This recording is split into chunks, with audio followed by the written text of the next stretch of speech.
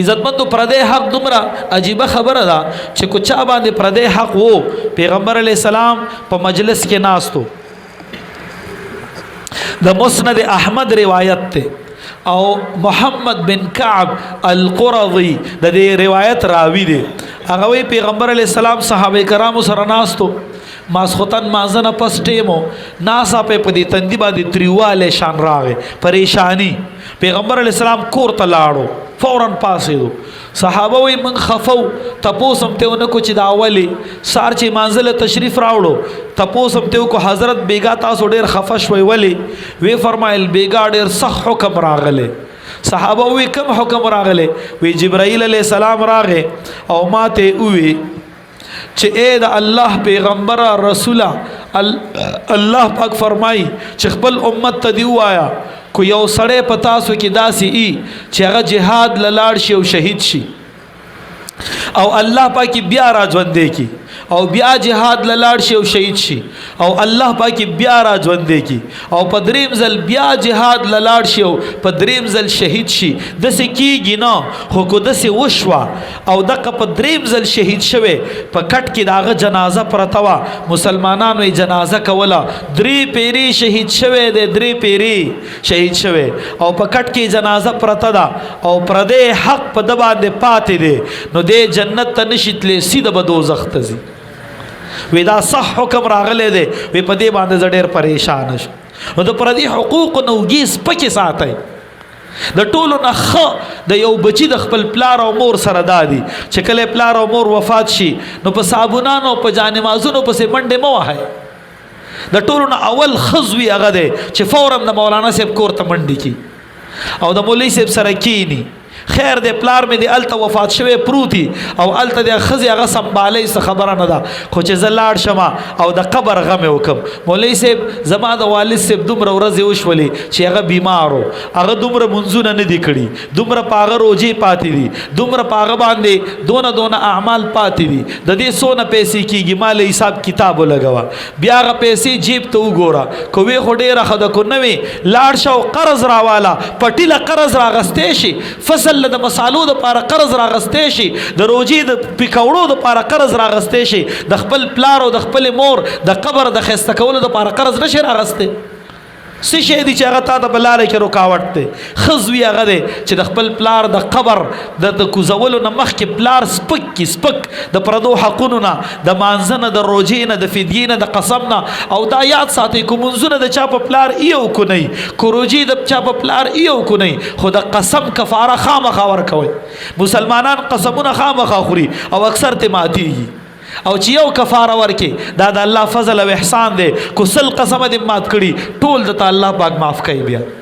کفاره به یو قسم ورکي د خپل پلار او مات کړي وې سل قسمي او ټول وته الله پاک بیا معاف کوي دا غیغه ګناه نو د قسم کفاره خامخا ورکوي نو عزتمند یو ضروری خبره صدا د خوب آداب دادي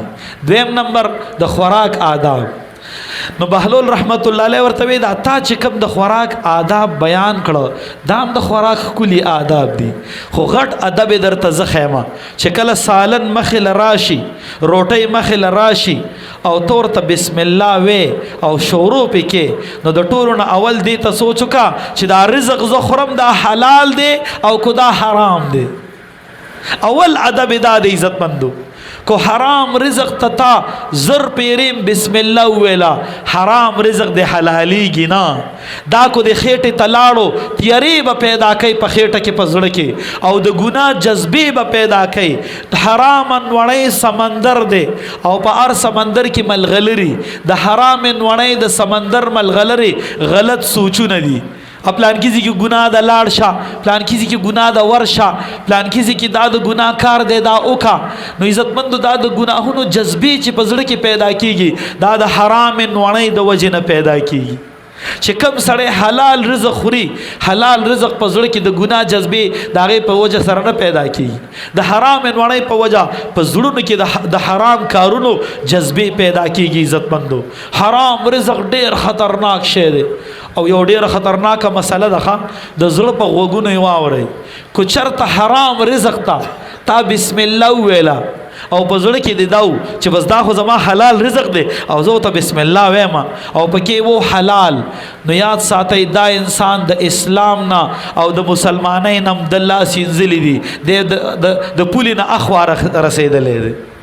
د اسلام د پولې نه اخوا وړېدلی دی. ولې حلال حرام حلال وګڼل او د حلالو په شان معامله سره کوله. نو حرام رزق ته بسم الله ویل دام خطرناکه خبره ده، دام د خطرې نه ډکه خبره ده. نو عزتمندو د حرام رزق نه ځان ساتل. او تاسو ته وایم دا کم خلک چې غریبانان دي او لګیا دي حلال رزق خوري او ساده باده خوري، په دې خلکو کې څه کمې راغې او پتا کې څه زیاتې راغې چې تاله سنډا په سر خپې خو دي دا چې ته خامخا په حرامو پسې لګیای او په حلالو. دا کم خلک چې دا د بلاکونو مزدوري کوي، ولې دا انسانان نه دي، زناور دي چې ته په موبایل لګیای او په لکونو ګټي او هغه بلاکونو اوچتې او هغه مزدوري کوي او ځان لا هغه ټینډې او ځان لا تورې او روټۍ نشي پیدا کولی او ته غوښې خورې. ولې ته د اسمان د مورګې نه راغورځېدلی، کو ته د سرې مخې وده دمې. دا پښتنو پخوانی خبره ده، د اسمان د مورګې نه راغورځېدلی. نه عزتمندو الله نشته، جهنم مړ شوی دی، د جهنم اور جنت سوځېدلی دی، قیامت نشته دی، په چا به راځي پتا نه راځي، مرګ نشته دی، قبر نشته دی، حشر نشته دی، د الله مخې ته ودرېدل نشته. د تپوس نه به کم ځای کې پټېږي چې الله د نه تپوس کوي، کم ځای کې به پټېږي، د قبر نه به کم ځای کې پټېږي،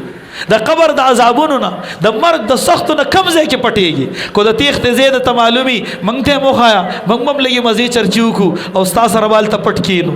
نشتا د پټېدو ځای نشته. لہذا د حلال رزق غم وکړه ځان له، د حرام نه ځان وساته.